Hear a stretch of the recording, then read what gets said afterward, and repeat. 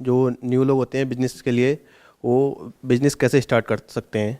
सबसे बड़ी चीज़ ये होती है, जैसे मैं लोअर मिडिल क्लास फैमिली से बिलोंग करता हूँ, लेकिन बिजनेस करने से डर लगता है कहीं लॉस ना हो जाए। मतलब वो फियर है ना सर, वो नहीं जा रहा है। फियर किस चीज़ का, कि फेल हो गए तो क्या होगा? हाँ, फेल हो गए तो क्या होगा। तो आप में से कोई है जिसने इस फियर को ओवरकम किया हो, जो इनसे रिलेट कर पा रहे हो और वो इनको बताना चाहें? हाँ बताइए, आप माइक ले लीजिए, आप बताइए। बिजनेस करने का जब आइडिया आया तो सबसे पहले मैंने जो उसमें फियर से ओवरकम ये किया कि मैंने खुद किया है। मैंने जब स्टार्ट किया, मैंने 3 साल, अप्रॉक्सीमेटली 3 साल मैंने कोई एम्प्लॉय नहीं रखा। एवरीथिंग बाय मी, खुद मैन्युफैक्चरिंग, खुद डिलीवरी, खुद कस्टमर हैंडल। तो चीज़ें अब सेल्फ कॉन्फिडेंस आया कि हाँ मैं इसको कर सकता हूँ। ठीक है, फिर उसके बाद मैंने फिर एम्प्लॉय रखे।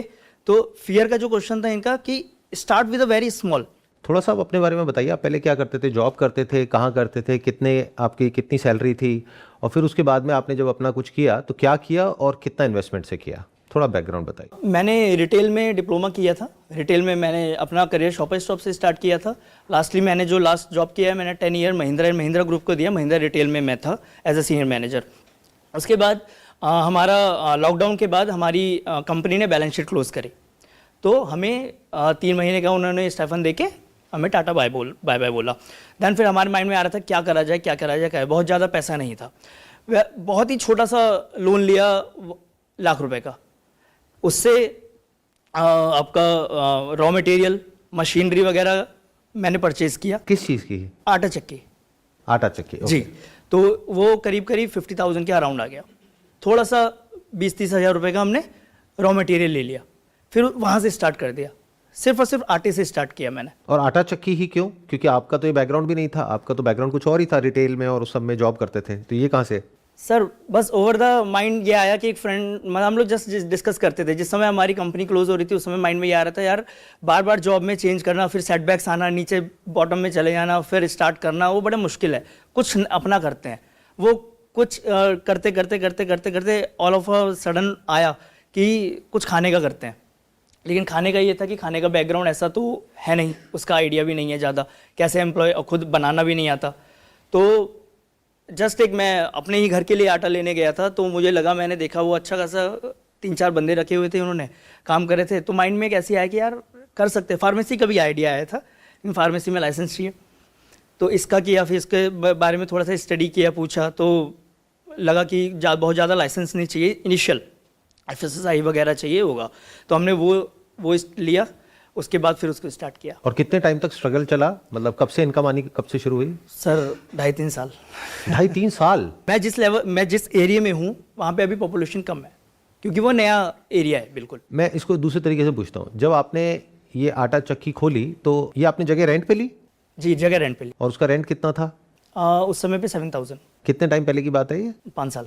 5 साल पहले 7,000 रुपये रेंट, प्लस आपकी जो जॉब थी वो चली गई, वो तो खैर वैसे ही चली गई थी, आपने छोड़ी नहीं, वो चली गई थी। और ऊपर से लोन प्लस ये इन्वेस्टमेंट, तो महीने का कितना पैसा आता था ऑन एन एवरेज जब आपने खोला इसको? और लोगों को पता कैसे लगा? आपने कुछ ऐड करी, कुछ प्रमोशन किया? जी, मैंने फ्लैक्स लगवाए, अपने एरिया में फ्लैक्स लगवाए, उससे लोगों ने पढ़ा, तो मेरे पास कॉल आया। फिर मैंने उन कस्टमर से रिक्वेस्ट किया, जैसे 2-4 कस्टमर बढ़े, तो फिर मैंने उनसे बोला कि मेरे को आपके यहाँ पे कुछ एग्जीबिशन करना है या फिर कुछ थोड़ा सा स्टैंडी वगैरह लगानी है। तो लकीली उस समय पे एक पर्टिकुलर सोसाइटी में एक जादूगर वाला शो था। ठीक है, तो मैं बेसिकली पीछे बिहार से हूँ, तो मेरा ब्रांड नेम भी समहाउ उसी से रिलेटेड है। ठीक है, तो उनको मतलब एक वो सेम एरिया का नाम थोड़ा सा प्लस पॉइंट मिला मेरे को। तो वहाँ पे एक जादूगर का शो था, तो वहाँ पे मैंने अपना ब्रांड को प्रमोट किया, उनके फ्लैक्स में अपना ब्रांड वो दे दिया। 5,500 रुपये मेरे उस समय पे लगे थे। ठीक है, फिर स्टेज पे जाके मैंने अपना थोड़ा सा ब्रांड के बारे में बताया, बाकी मैंने वहाँ पे लीफलेट्स बांट दिए, तो उससे बहुत अच्छा पुश मिला। फिर सेम चीज़ और सोसाइटीज़ के साथ भी किया, बहुत छोटे छोटे से अमाउंट से, 4,000 5,000, बहुत ज़्यादा अमाउंट पे नहीं। तो महीने की कितनी सेल हो जाती थी शुरू में? सर पहले महीने में अराउंड 80,000 की सेल हुई थी। 80,000 पहले महीने में। और उसमें मार्जिन कितना? वही 20%। 20%। रेंट निकालने के बाद? रेंट निकालने के बाद 16,000 रुपये आपने कमाना शुरू कर दिया था पहले महीने से? पहले महीने से। विच इज़ नॉट बैड, क्योंकि ₹1,00,000 लगा करके अगर 16,000 रुपये महीने का आप कमा रहे हैं, this is pretty good, right? शुरू में। अभी करंट पोजीशन क्या है? आपको 5 साल हो गए 5 ये साल करते हुए? 5 साल। और अभी आप कितने की सेल कर रहे हैं महीने की? 8 to 10। 8 to 10 लाख, यस, जिसमें मार्जिन है आपका वही 20%। 20%। मतलब नियर अबाउट 1.5 से 2 लाख रुपए महीने का आप बचा लेते हो सारे खर्चे काटने के बाद। जी। और अब तो कुछ लोग भी रख लिए अब तो कुछ लोग भी रख लिए। और एक ही है आपका आउटलेट या मेरा और एक ही multiple आउटलेट है, outlets हैं? एक ही आउटलेट एक ही है, है, एक ही आउटलेट और चाहो तो और खोल सकते हो। खोल सकते हैं जी। सेकेंडली एक क्वेश्चन और मेरा था कि हम हमेशा बिजनेस में एक कस्टमर रिटेंशन प्रोग्राम पे हम लोग हमेशा बात करते हैं, लेकिन एक होता है एम्प्लॉय रिटेंशन। क्योंकि जो मैंने चैलेंज फेस किया एम्प्लॉय रखने के बाद, एम्प्लॉय 2 महीने काम करता था चला जाता था। मेरे को ज़्यादा फर्क पड़ता था, बहुत ज़्यादा फर्क इसलिए नहीं पड़ता था क्योंकि मैंने ग्राउंड लेवल पे काम किया हुआ था। तो अगर एम्प्लॉय गया तो आप उसकी जगह ले लेते थे और आप काम कर लेते जी, मैं कर थे, लेता विच इज़ वेरी गुड। क्योंकि अगर आप एम्प्लॉय पर डिपेंड हो गए तो आपका बिजनेस बंद होने के चांसेस बहुत हो जाते हैं। लेकिन अभी क्वेश्चन ये है कि 4 महीने काम किया एम्प्लॉय ने, 5 महीने काम किया, वो चला गया। क्यों जाता है एम्प्लॉय? सर वही तो क्वेश्चन है मेरा कि ऐसा नहीं, ऑब्वियस है। आप बताओ, आप सब यहाँ पर बहुत सारे लोग जॉब करते होंगे, कितने लोग जॉब करते हैं? हाँ, तो आप जब जॉब छोड़ते हो, क्यों छोड़ते हो? हाँ, आप बताइए। अगर कोई जॉब है, मान लो इनकी कंपनी में आप जॉब कर रहे हो और आप छोड़ोगे, क्यों छोड़ोगे? क्या रीजन हो सकते हैं? सर इसका क्लियर आंसर है salary increment. Number 1 salary. Yes. तो इससे क्या अपने को सोल्यूशन मिला कि अगर आप 1.5-2 लाख रुपए महीने का कमा रहे हो, उसमें से मान लो आप एक आदमी को सैलरी दे रहे हो 10,000 रुपए, तो अगर 3 आदमी हैं आपके पास में, उनकी सैलरी आपने 10,000 से बढ़ा करके 15,000 कर दी, आपका कितना एक्स्ट्रा गया? 15,000 रुपए। किस में से लेस हुआ? आपके प्रॉफिट में से, 1.5-2 लाख रुपए में से। लेकिन आपको क्या बेनिफिट हुआ? अब वो एम्प्लॉय छोड़ के नहीं जाएगा, नंबर 1। नंबर 2, इसको ऐसे नहीं देना कि बेवकूफों की तरह उठा करके उसको पैसा दे दिया, क्योंकि उसकी कोई वैल्यू नहीं है। तो it must be connected to some kind of an incentive which is linked to performance. मतलब उन एम्प्लॉयज को क्या बोलो, जितना आप काम करोगे उस पर सैलरी तो आपको मिल ही रही है, प्लस जो काम कर रहे हो उस पर इतना रुपए आपको इंसेंटिव मिल रहा है। अगर अच्छे से काम करोगे तो वहां पर आप अपनी कंडीशंस भी सेट कर सकते हो और तीनों के बीच में एक हेल्दी कंपटीशन करवा सकते हो कि कौन अच्छा कर रहा है, कौन बुरा कर रहा है। मे बी आप कस्टमर फीडबैक भी बीच में डाल सकते हो कि कस्टमर फीडबैक किसका बेटर आ रहा है, तो जिसका आएगा उसको एक्स्ट्रा बोनस भी मिलेगा। तो if these incentives are linked to performance, तो एम्प्लॉय भी रिटेन हो गया, जो आप चाहते हो वो भी हो गया, प्लस आप मल्टीपल आउटलेट्स भी खोल सकते हो, क्योंकि अब एक पूरा का पूरा सिस्टम बन गया है। और कोई रीजन जॉब छोड़ने का? दूसरा ग्रोथ भी होता है। ग्रोथ होता है इन द सेंस कि अगर कोई आपके पास में काम कर रहा है, तो अगर उसको लगेगा कि कहीं और मेरे को बेटर अपॉर्चुनिटी मिल रही है, तो वो छोड़ करके चला जाएगा। जो अगर उसकी जगह आप होगे तो आप भी यही करोगे, तो इसमें गलत क्या है? कुछ भी नहीं। तो आपको ये देखना है कि आपका जो काम है उसमें क्या आपको कोई बहुत एक्सपर्ट लोग चाहिए? जवाब है नहीं। तो आपको कैसे लोग चाहिए? जो मेहनती हो, क्योंकि ये सारा लेबर वर्क है, लेकिन मेहनत इतनी भी ज्यादा नहीं है जितनी कि जो कुछ इंडस्ट्रीज हैं जहां पर बहुत ज्यादा इंटेंसिव काम होता है, उतनी भी नहीं है। मतलब बीच में कहीं आता है आपका बिजनेस। तो व्हाट इफ आप इसमें अनस्किल्ड वर्कर्स को रिक्रूट करो और ये देखो कि जो आपकी इंडस्ट्री में सैलरी चलती है वो क्या है, क्योंकि वो एकदम से स्विच करके कहीं और तो जाने वाले हैं नहीं। अगर आपसे काम सीखा 1 साल, अब वो छोड़ करके या तो किसी और उसमें जाएंगे, तो वहां आपको देखना है वहां सैलरीज कितनी है। अगर उससे ज्यादा आप दे रहे हो और उससे बेटर तरीके से उनको ट्रीट कर रहे हो, उनको रिस्पेक्ट दे रहे हो, एक पर्टिकुलर टाइम के ऊपर वो काम करते हैं तो उनको ओवर टाइम दे रहे हो, उनको हफ्ते में अगर छुट्टी चाहिए या कोई त्योहार पे छुट्टी चाहिए तो दे रहे हो, इस तरीके से अगर आपने पूरा सिस्टम बना दिया और उसको इंसेंटिव से और बोनस से लिंक कर दिया, मतलब इसको बोलते हैं फिक्स्ड पे एंड वेरिएबल पे। वेरिएबल पे को बढ़ाओ, भाई तुम काम करो और ले लो जितना पैसा लेना है, 10,000 क्यों 20,000 लो, उसमें आपको भी फायदा है। तो आपने इस तरीके से उस सिस्टम को डिजाइन किया कि आपकी सेल 8-10 लाख से बढ़ के 12 लाख हो गई, उसकी सैलरी 10,000 से बढ़ के 15,000 या 20,000 हो गई। अब वो क्यों छोड़ के जाएगा? Problem solve. तो एम्प्लॉइज को ट्रीट करो as shareholders in your company. इसका मतलब ये नहीं अपने बिजनेस में उनको पार्टनर बना लो, राइट? आपको आंसर मिल गया आपके क्वेश्चन का? जी सर, आंसर मिल गया मेरे आंसर। अब आप बताइए, आपने जो क्वेश्चन पूछा था, जी, इनकी जो स्टोरी आपने सुनी, इसके बाद आपको जवाब मिल गया आपके क्वेश्चन का? आंसर मिला या अभी भी अंदर से कंफ्यूजन है, डर है? थोड़ा सा तो है अभी डर। क्या है? अगर मान लो आप एज इट इज इन्हीं के बिजनेस मॉडल को कॉपी कर देते हो, कहाँ रहते हो आप? बरेली। बरेली में। वहां पे एज इट इज इन्हीं के बिजनेस मॉडल को आप कॉपी कर देते हो, तो इसमें क्या डर है? एक बैठे तो हैं आपके सामने जिन्होंने किया और वो सक्सेसफुल हो गए। एक ही एरिया में सेम बिजनेस कई सारे लोग कर रहे हैं, फिर इस चीज़ का क्या? इस चीज का ये है कि आपको उस बिजनेस को अलग तरीके से करना होगा, उसके 1000 तरीके हो सकते हैं। तो अब हम कहां चले गए कि बिजनेस को पोजीशन कैसे करना है, मार्केट कैसे करना है। बट अभी मेरा क्वेश्चन ये है कि आपके सामने एक इंसान बैठे हैं जिन्होंने 5 साल पहले एक बिजनेस को शुरू किया बहुत छोटे लेवल से। आज वो बिजनेस एक अच्छे खासे लेवल पे है, महीने का 1.5-2 लाख रुपए कमा रहे हैं, और अगर अभी और सही से करेंगे, जो हमने आज डिस्कशन किया उन चीज़ों को अप्लाई करेंगे और आगे एक्सपैंड करेंगे, तो ये कितना भी कमा सकते हैं, अपर लिमिट कुछ भी नहीं है। व्हाट इफ अगर अभी इस सेशन के बाद में आप इनसे बात करो और इनको बोलो भाई एक काम करते हैं, मिलके करते हैं बरेली में, आधा पैसा आप लगाओगे, आधा पैसा ये लगाएंगे, प्रॉफिट आधा आधा। अब कोई दिक्कत? नो। लेकिन इसमें मैं बता देता हूँ दिक्कत होती क्या है। हमको शर्म आती है, इसको बोलते हैं फियर ऑफ फेलियर। जैसे सेशन यहां से खत्म हुआ, अब मैंने बोला तो आपने किया, बट उसमें कोई मजा नहीं है। मजा इस चीज में आता कि आप खुद ये सोचते और खुद करते। अब सवाल उठता है ऐसा खुद क्यों नहीं करते? मतलब कि आप इनको प्रपोज कर रहे हो, जैसे किसी लड़की को कोई लड़का प्रपोज करता है तो बहुत लोग डरते हैं, और वहां पे डरना बनता भी है क्योंकि जूते पड़ सकते हैं और पुलिस कंप्लेंट हो सकती है। बट यहां पर तो कोई डर ही नहीं है। आप इनको किसके लिए प्रपोज कर रहे हो? बिजनेस के लिए। बट उसमें रिस्क क्या है? वो मना कर देंगे, वो कहेंगे नहीं मेरा इंटरेस्ट नहीं है आपके साथ में करने का, मैं तो अपना करूंगा। इससे क्या हुआ? आपकी ईगो हट हो गई। मतलब क्या? फेलियर। एक ऐसा फेलियर जिसमें आपको कुछ गया ही नहीं। तो हम ट्राई नहीं करते हैं, ये है प्रॉब्लम की जड़। हम कोशिश नहीं करते हैं। अरे मांगोगे तो मिलेगा ना, कोशिश करोगे तो दरवाजे खुलेंगे ना। अपने आप तो कोई आकर के आपके सामने प्रकट हो नहीं जाएगा कि बोलो आप क्या चाहते हो, मैं आपकी सारी ख्वाहिशें पूरी करता हूं। एफर्ट करोगे तो रास्ते तो बहुत हैं। अभी अभी में आपको एक रास्ता मिला है, इसमें क्या दिक्कत लग रही है बताओ? आपके बिहाफ पे मैं पूछ लेता हूं। अगर ये भाई साहब आपको इस तरह का प्रपोजल दें और इस तरह से और भी लोग यहां पर आपको प्रपोजल दें, क्योंकि इसमें फायदा सिर्फ इनका नहीं है, आपका भी है। आपका भी तो काम बट गया ना, आपको भी तो एक फ्री की लेबर मिल गई। अब यहां पे दूसरा पॉइंट आ जाएगा, आप कहोगे मैं और लेबर, मैं वहां पे काम करूंगा। तो अगर कोई इंसान ऐसा आपको आकर के बोलता है कि मैं वहां पे काम करूंगा, उसके साथ में कभी भी ऐसी डील मत करना, क्योंकि वो प्रोजेक्ट आपका शुरू होने से पहले ही फेल हो जाएगा। वो क्या कर रहा है? वो पैसा लगा रहा है और फिर वो आपके सर पे चढ़ के बैठ जाएगा। वो कहेगा भैया काम क्यों नहीं चल रहा? सीधा बोलना भैया काम आपको चलाना है और काम सिखा दूंगा मैं, पैसा आधा आधा, कमाई आधी आधी। बोलो अगर ये डील हो तो क्या आप करोगे या नहीं करोगे? एक बार माइक देना। 100% करूंगा सर। एक मौका मिल गया मेरे को भी अपनी फ्रेंचाइजी बढ़ाने की, मेरा नाम हो गया एक जगह से निकल के थोड़ा सा नेशनल हो गया। बोलो जी। इस सेशन के बाद डील करते हैं हम लोग बाहर जाके। ये आपने बोल तो दिया अभी यहाँ पे जोश में, लेकिन ध्यान से अगर इनकी कहानी सुनी हो तो शुरू के 1-2 साल तक ये खुद काम करने से कभी भी पीछे नहीं हटे।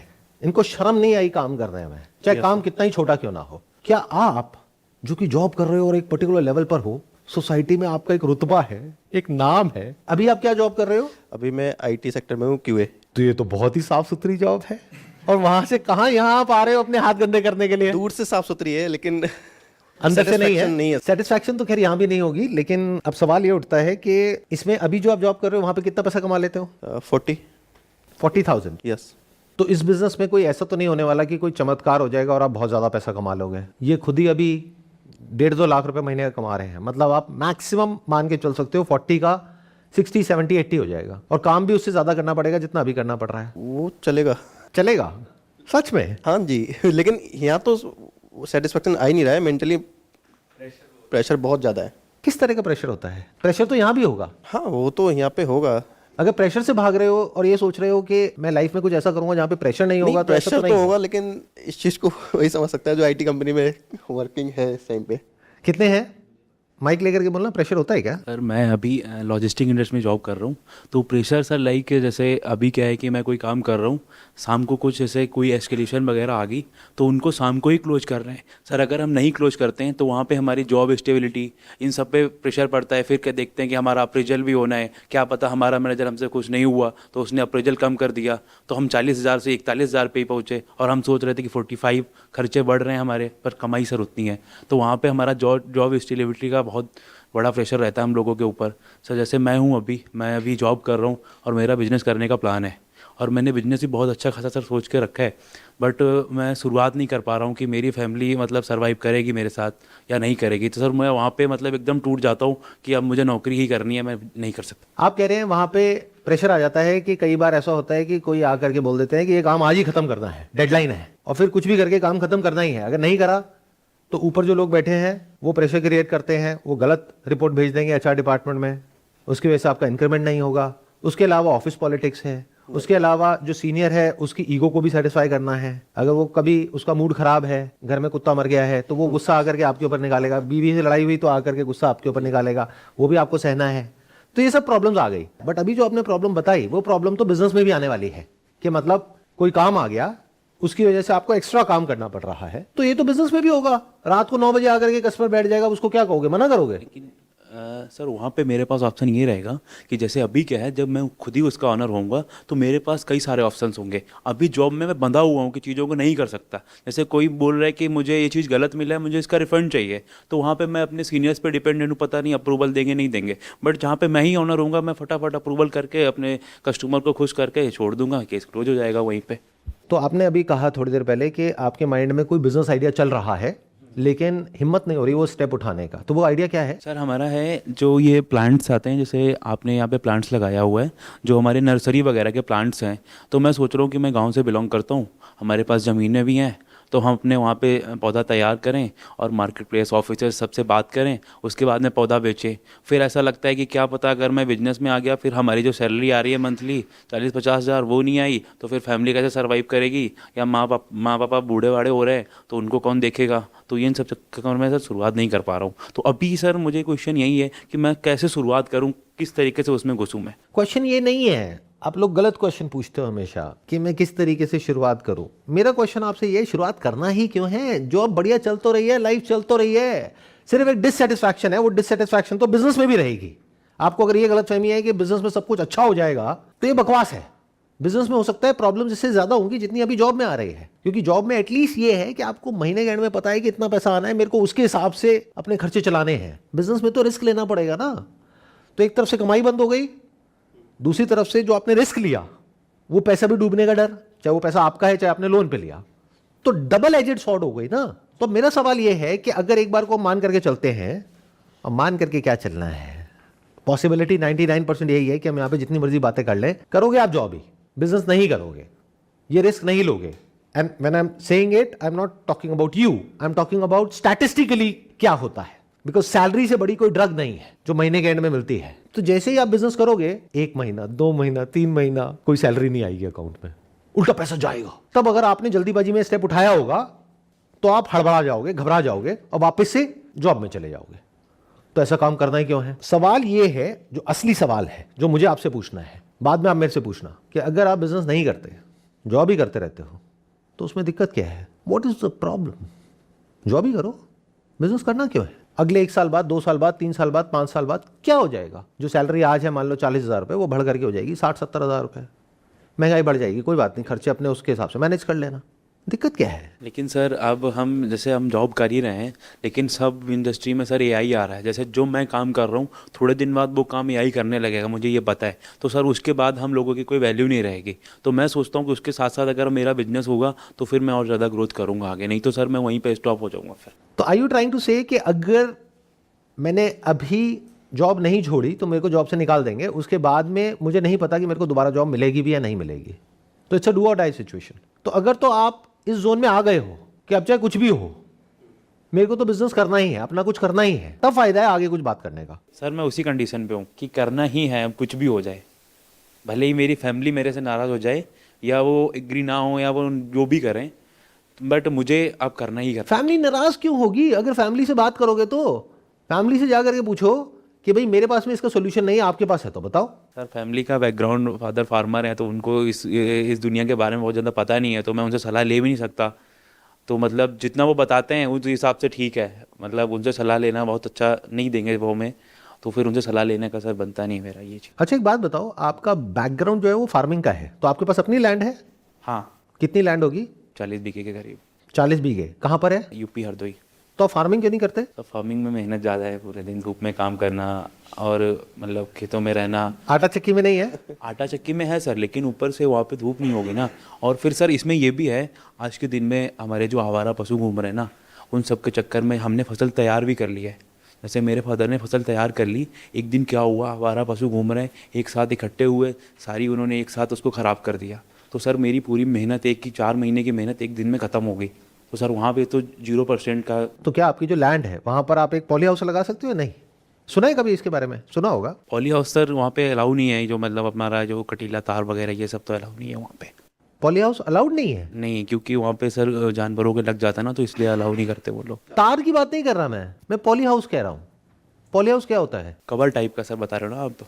बिल्कुल कवर्ड हो जाता है, टेंट के जैसा होता है। लेकिन सर फसल को धूप भी चाहिए होती है, सब चाहिए होता है, उस हिसाब से फसल तैयार होती है ना सर। तो ये बोलो ना, मुझे पता नहीं है कि मॉडर्न फार्मिंग क्या है। ये सर मॉडर्न फार्मिंग नहीं पता है। तो फार्मिंग तो ऑलरेडी आपकी फैमिली कर ही रही है, बट क्या आज से 50 साल पहले जो फार्मिंग की टेक्नोलॉजी थी, जिस तरीके से फार्मिंग होती थी, क्या आज भी वहीं पर है पूरी दुनिया में? या दुनिया पता नहीं कहाँ की कहाँ निकल गई, आप वहीं के वहीं हो? सर हम वहीं पे, दुनिया तो आगे निकल। समझ गए? ये है ना प्रॉब्लम की जड़। तो लैंड आपके पास में है, लैंड मतलब एक तरीके से गोल्ड माइन। जैसे पुराने जमाने का एक गाना था, आई एम श्योर आपने सुना होगा, बताओ कौन सा? मेरे देश की धरती सोना उगले उगले हीरे मोती। बट आज की डेट में अगर आप मॉडर्न फार्मिंग को सीख जाते हो, और उसके लिए भी आप जा करके यूट्यूब पे सर्च कर सकते हो, देख सकते हो पूरी दुनिया में लोग किस किस तरीके से फार्मिंग कर रहे हैं, कम से कम कॉस्ट में ज्यादा से ज्यादा आउटपुट कैसे निकालते हैं, मल्टीपल टाइम्स कैसे निकालते हैं, जिसमें फसल खराब होने की पॉसिबिलिटी बहुत कम है, क्वालिटी कंसिस्टेंट है, और सक्सेसफुल होने के चांसेस बहुत ज्यादा है, क्योंकि आपका ये बैकग्राउंड है। तो आप जल्दी सीख सकते हो बजाय किसी ऐसे इंसान के जिसका वो बैकग्राउंड नहीं है। सर मेरे वहाँ पे माइंडसेट भी लोगों का फार्मिंग का ही है, तो वो सब जितने भी हैं आसपास में तो फार्मिंग ही कर रहे हैं सारे। तो अगर आप उसको मॉडर्नाइज कर दो, तो जैसे राजस्थान में एक गांव है, मेरे को नाम नहीं याद आ रहा, वहां पर बहुत सारे पॉली हाउसेस हैं। एक आदमी ने शुरू किया था, और आज उस गांव में सबके पास में बढ़िया से बढ़िया गाड़ियां हैं, बढ़िया से बढ़िया घर हैं, और बहुत पैसा है। तो उस गांव में जा सकते हो, जा करके देखो। प्रॉब्लम पता है क्या है? जो जड़ है, हमारा लर्निंग माइंडसेट नहीं है, सीधा अर्निंग माइंडसेट है। हमें पैसा चाहिए फटाफट से, चाहे जॉब से मिले चाहे बिजनेस से मिले, उससे फर्क नहीं पड़ता, पैसा चाहिए। सारा ध्यान कहां पर है? पैसे पे है, सीखने पे तो है ही नहीं। सीखते कैसे हैं वो तो किसी ने सिखाया ही नहीं। तो अगर ध्यान सीखने पे आ जाए, तो दिमाग खुल जाए, तो सीख लो कैसे करते हैं। जमीन तो आपके पास में है ही, और इस तरह की फार्मिंग के लिए आपको गवर्नमेंट से सब्सिडी भी मिलती है, इनकम भी टैक्स फ्री है। इससे बढ़िया बिजनेस कौन सा होगा? और अभी मान लो 1 बीघे से आप एक्स अमाउंट ऑफ पैसा जनरेट कर रहे हो, अप्रोक्सीमेटली कितना कर रहे होगे? खर्चा वर्चा काट के एंड में कितना बच जाता है? सर 1 बीघे में 3 महीने में लगभग 40,000 रुपये। 3 महीने में 40,000 रुपए। ये खर्चे वर्चे काट करके है? हाँ, क्योंकि आपको काट करके लेबर भी रखनी पड़ेगी ना। हाँ, तो सर लेबर रखने पड़ेंगे तो उसकी कॉस्ट ज़्यादा हो जाएगी, उसमें लागत वागत लगा निकाल के तो 40,000 रुपये बच जाता है। मतलब साल का लाख रुपए पकड़ लो। हाँ, 1 लाख रुपए 1 बीघे से। तो इसका मतलब आपकी जो साल की कमाई है, अभी आपने कहा आपके पास में 40 बीघा जमीन है, हाँ, तो 40 लाख रुपए साल का आप कमा रहे हो ऑलरेडी। लेकिन सर कर नहीं पा रहे ना 40 बीघे एक साथ करने के लिए, उसके लोग चाहिए ना। तो सर घर में मैं 2 ही बंदे हूँ, मैं और पापा, तो वो कर नहीं सकते ना, लोगों को दे रखी है वो करते हैं। और वहां से आपको किराया देते हैं, या हाँ, थोड़ा बस सा ये पैसा देते हैं, या थोड़ी सी फसल देते हैं, बस ये है। तो कुछ जमीन अपने पास में है, कुछ रखी हुई है? हाँ, थोड़ा बहुत रखा हुआ है सर अभी। कितना होगा? 10 बीघे पापा कर रहे हैं जो। तो उसमें से अगर आप अपने पापा को कहो कि 5 बीघा मेरे को दे दो, 5 बीघे पे आप करो, 5 बीघे पे मैं करता हूँ अपने तरीके से, कोई दिक्कत? सर वो तो कहेंगे सारी ले लो, लेकिन दिक्कत यहाँ पे है कि हम शुरुआत कैसे करेंगे, वहाँ पे करेंगे क्या, क्योंकि मुझे तो फार्मिंग करना ज़्यादा आता भी नहीं है, तो मॉडर्न वो सीखना पड़ेगा सर पहले करने के लिए मुझे। तो आता नहीं है तो सीख लो। सर अभी तक तो मुझे पता ही नहीं था कि मॉडर्न फार्मिंग भी होती है, आप आज से आपने बताया है। आप देख रहे हो प्रॉब्लम की जड़ क्या है? सीखने से डर लग रहा है आपको। और मैंने क्या कहा है अपने अलग अलग सेशंस में, जो सीख रहा है वो जिंदा है, जिसने सीखना बंद किया वो जिंदा लाश है। तो बुरा लगेगा सुनने में, लेकिन आप में से बहुत सारे लोग ज़ॉम्बीज़ की तरह हैं, जिन्होंने सीखना बंद कर दिया है, अपने आप को अपग्रेड करना बंद कर दिया है। सीखने से डर लगता है। मैं आज इस एज में भी कॉन्स्टेंटली डेली कुछ नया सीख रहा हूं, और डेली रात को अपने आप से पूछता हूं मैंने आज क्या सीखा। अगर कुछ नहीं सीखा तो दिन खराब हो गया। आज से 3 साल पहले मैं पूरी तरीके से, ये जो वर्ड होता है ना बिजनेस, उसमें आउटडेटेड हो गया था। पिछले 3 साल में मैंने अपने आप को कम से कम भी नहीं तो हजारों गुना अपग्रेड कर लिया है। या ये कह लो 3 साल पहले तक जो मेरी अंडरस्टैंडिंग थी बिजनेस की, वो पूरे तरीके से चेंज हो गई है। तो जब मैं सीख सकता हूं, जबकि मुझे जरूरत भी नहीं है सीखने की, कोई पैसे की दिक्कत भी नहीं है, मेरी कोई जॉब भी नहीं जाने वाली, कंपनी के ओनर को जॉब से कौन निकालेगा, प्लस मेरी एज भी आपकी एज से बहुत ज्यादा है, तो मैं सीख सकता हूं, तो आपको सीखने में दिक्कत क्या है? सीख लो, इसमें क्या मुश्किल है? या तो होता ना पहले का जमाना था कि टीवी में एक ही चैनल था, उसमें एक ही प्रोग्राम आता था, वहां पे एक ही तरह की बातें बताते थे, उस तरीके से काम नहीं होता था। आज तो दुनिया पूरी जुड़ गई है आपस में। आप यहीं बैठे बैठे देख सकते हो कि पूरी दुनिया में क्या क्या हो रहा है। आपके स्टेट में जो गवर्नमेंट है उसकी तरफ से क्या क्या स्कीम्स हैं फार्मर्स के लिए, किस किस तरह के लोन्स दिए जा रहे हैं, किस तरह से आप उन स्कीम्स को अवेल कर सकते हो, जो और लोग इंडिया में इस तरीके से कर रहे हैं। यानी एक्चुअल में जिनकी जमीन से सोना निकल रहा है वो क्या कर रहे हैं, कैसे कर रहे हैं। और मैंने ऐसी एक वीडियो देखी थी यूट्यूब पर, जहां पे एक जर्नलिस्ट उनके पास में गई थी, मेरे को अगेन नाम नहीं याद आ रहा, राजस्थान में एक गांव है। वो बार बार बोल रहे थे अपनी इस वीडियो में कि अगर कोई भी किसान भाई कहीं से भी है तो उन सबका स्वागत है, वो यहाँ पर आए, आ करके हमसे देखें, हमसे सीखें और अपना जा करके कुछ करें, क्योंकि उसमें हमें क्या दिक्कत है। तो प्रॉब्लम है वो बस इतनी सी है कि आपकी सोच पुरानी है, कपड़े नए हैं, सोच पुरानी है। तो सोच को अपग्रेड कर लो, सोच को नया कर लो। दिमाग में अभी भी फार्मिंग के वही कॉन्सेप्ट्स बने हुए हैं जो पहले थे। दुनिया कहीं की कहीं निकल चुकी है। तो अभी तक जो भी हमने डिस्कशन किया उससे कुछ बेनिफिट हुआ? सर आप मुझे ये समझ आ रहा है कि मुझे अब सीखना पड़ेगा मॉडर्न फार्मिंग और कुछ आगे बढ़ना पड़ेगा उसको लेके। और ये सोच करके डर लग रहा है या मज़ा आ रहा है? सर अब तो मज़ा आ रहा है, पहले डर लग रहा था। मुझे ये बताओ, इससे ज़्यादा मज़ा और किस चीज़ में है कि आप ज़ीरो से एक काम को शुरू करो, नहीं आता उसको करना, उसको सीखो और उसमें एक्सपर्ट हो जाओ। लाइफ का दूसरा मतलब अगर ग्रोथ नहीं है तो और क्या है? पूरे यूनिवर्स में देखो, जो भी जिंदा है वो सब ग्रो कर रहा है। हाँ, जो पत्थर है वो स्टैटिक है, या जो मर गया है वो स्टैटिक है। जो जिंदा है वो तो सब कुछ ग्रो कर रहा है, तो हम क्यों रुक जाते हैं? ये सोच करके तो मजा आना चाहिए। मुझे तो सोच के ही मजा आ रहा है कि अगर मैं आपकी जगह हूं तो मुझे इतना मजा आ रहा है कि अच्छा, अब मैं यहां जाऊंगा, वहां जाऊंगा, जा करके देखूंगा पूरी दुनिया में क्या हो रहा है, वीडियोस देखूंगा, पूरी तरीके से अपने आप को झोंक दूंगा इसके अंदर अगले 1-2 महीने के लिए। जॉब नहीं छोड़ूंगा, अभी जॉब नहीं छोड़ूंगा अगले 1-2 महीने तक, 3 महीने तक। हाँ, निकाल दे तो बात अलग है, तो और बढ़िया हो जाएगा काम, क्योंकि अब निकाल दिया तो फ्री हो गए, अब जहां मर्जी जाओ। और आपके लिए सीखना कोई बड़ी बात नहीं है, आपके तो डीएनए में है। जैसे मुझे लग रहा है जिस दिन आपको लगने लग गया तो ये ग्रोथ की चाबी है। बिना चैलेंज के लाइफ क्या है? बस खाओ पियो निकालो, अच्छा खाना खाओ, उसको गंदा करके गंद मचा दो पूरी दुनिया में। यही तो कर रहे हो आप लोग, कंज्यूम करे चले जा रहे हो और इस प्लैनेट को बद से बदतर कर रहे हो। ये अगर आप सही से कर पाते हो तो सिर्फ पैसा नहीं है यहां पर, आप अपग्रेड हो गए। अभी आप क्या हो? सुनने में कड़वा लगेगा लेकिन सच है। अभी अगर आप जॉब कर रहे हो, इंग्लिश में बोलते हैं एम्प्लॉय, हिंदी में क्या बोलते हैं? बोलो, अजीब लग रहा है। कौन सी वेबसाइट है जहां पे जाकर के अपना रिज्यूम डालते हो? Naukri.com है, लिंक्डइन है। तो ये बोलने में इतना बुरा क्यों लगता है? अपनी आइडेंटिटी से भागते क्यों हो? तो क्या हो अभी आप? नौकर हो। अब क्या बन गए? अगर जमीन से जुड़ गए और ये सब कर दिया तो अन्नदाता। सर इसके साथ साथ मेरा पापा का मतलब डेयरी फार्मिंग, दूध का भी है, तो उनको कई बार गवर्नमेंट से अवार्ड भी मिला है। दूध की इंडस्ट्री में उन्होंने बहुत ज़्यादा मतलब अपना योगदान दिया है, और किसान भी है, तो शुगर कैन वाला, गन्ना वगैरह, इन सब से उनको अच्छा खासा मतलब अवार्ड वगैरह मिला है कि हाँ आपने बहुत योगदान दिया। अब बोलो क्या दिक्कत है? अब ये सब जो हमारा यहाँ पर डिस्कशन हुआ, बाहर निकलते ही वही तंबाकू, वही चूना रगड़ोगे और खाओगे, यानी कि हाँ ठीक है सर, जब अंदर आते हैं आपके पास में बैठते हैं तो एनर्जी आ जाती है। बाहर जा करके सर कुछ समझ नहीं आता है, क्या करें सर? यही करोगे या कुछ बदलेगा? सर बदलना तो है ही, क्योंकि अब मतलब आने वाले दिनों में तो सब जाना ही यहाँ से, तो फिर हमको बदलना ही पड़ेगा। कोई ऑप्शन नहीं है, अब तो बदलना ही है। अब बस चॉइस एक ही है कि या तो खुद अपनी मर्जी से बदलो या रो बैठ करके, एज इफ एआई को कोई फर्क पड़ने वाला है। एआई कहेगा ओए बेचारे। तो आज के सेशन से हमने क्या सीखा? Anybody who want to sum it up? हाँ, इनको दीजिए माइक।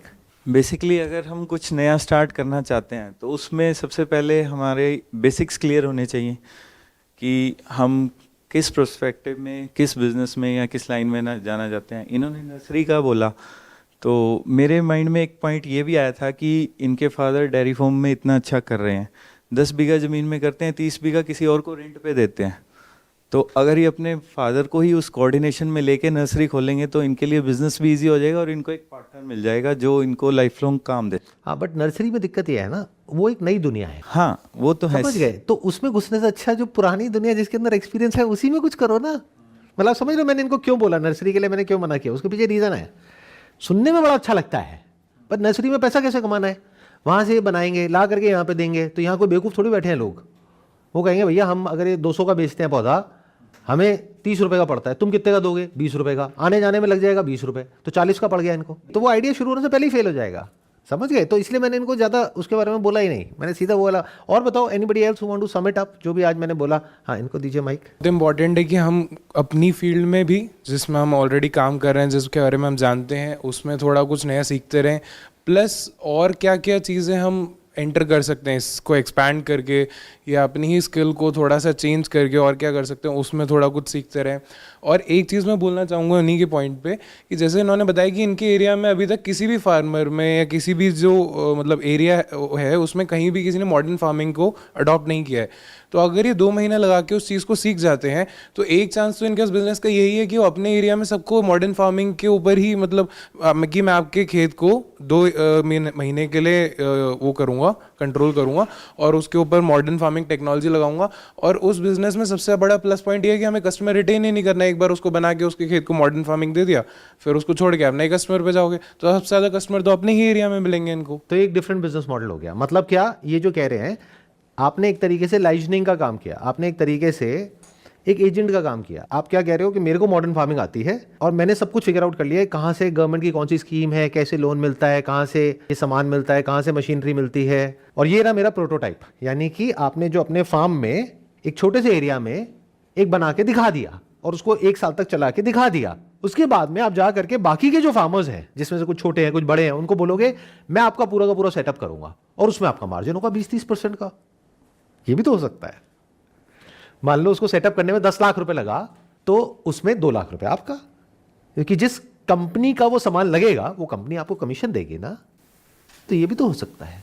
और सर वो जो फार्मर है जिसका वो सेटअप कर रहे हैं वो भी बंदा सेकंड टाइप से आपको पे देगा कि आप उसको मॉडर्न फार्मिंग में लेके आ रहे हैं तो वो भी आपको पे आउट देगा। ये भी एक बिजनेस मॉडल हो सकता है। यानी कि अगर आपको अपनी जमीन पे एक बार कॉन्फिडेंस आ गया जो अभी नहीं है, जिसकी वजह से आप अपनी जमीन बहुत ही कम रेट में किसी को दे रहे हैं वहां पे फार्मिंग करने के लिए, तो अगर आपको एक बार एक कॉन्फिडेंस आ गया कि यहां से मैं 1 लाख रुपए नहीं 5 लाख रुपए कमा सकता हूं साल का, तो आप क्या कहोगे अगली बार, और जितने भी किसान हैं वहां पर, कि मैं आपको बिना कुछ करे, क्योंकि आपके बच्चे तो बाहर चले गए और आपकी एज हो गई, तो आपकी जमीन पे जो करना है मैं करूंगा। आपने मुझे किराए पे दी अपनी जमीन, आपकी जमीन पे जो करना है जैसे करना है वो मेरी टेंशन है। मैं आपको 50,000 रुपए साल का दूंगा 1 बीघे का। और वहां से अगर आपने फिगर आउट कर लिया है कि कैसे 5 लाख रुपए कमाना है, तो उसमें से हर फार्म पे अगर आपने 5-5 आदमी भी रख दिए 20-20 हजार रुपए के, मान लो लाख रुपए हटा भी दिया, और मान लो कुछ और फैक्टर्स हैं जो बियॉन्ड योर कंट्रोल हैं, जिसकी वजह से अगर कमाई एक इस तरह के फार्म से अगर आपको 1 साल की 2 लाख रुपए भी हुई, तो इस तरह के कितने फार्म्स आपके हो सकते हैं, कितना बड़ा एक बिजनेस बिल्ड हो सकता है। मुझे तो कहीं कोई अपर लिमिट नजर नहीं आ रही है। तो मैं आप लोगों को कहीं से भी ये नहीं बोल रहा कि ये करो या वो मत करो। मैं आप लोगों के साथ में शेयर कर रहा हूँ ऑनेस्टली जो मेरी खुद की थॉट प्रोसेस है, कि अगर आप मेरी फैमिली में हो, मेरे छोटे भाई हो और मेरे पास सलाह मांगने आए हो, तो मैं क्या बोलूँगा? मैं यही बोलूँगा कि भाई डरने की ज़रूरत नहीं है, यही करो, क्योंकि इसमें रिस्क बहुत कम है और अपॉर्चुनिटी बहुत बड़ी है। Wish you all the best.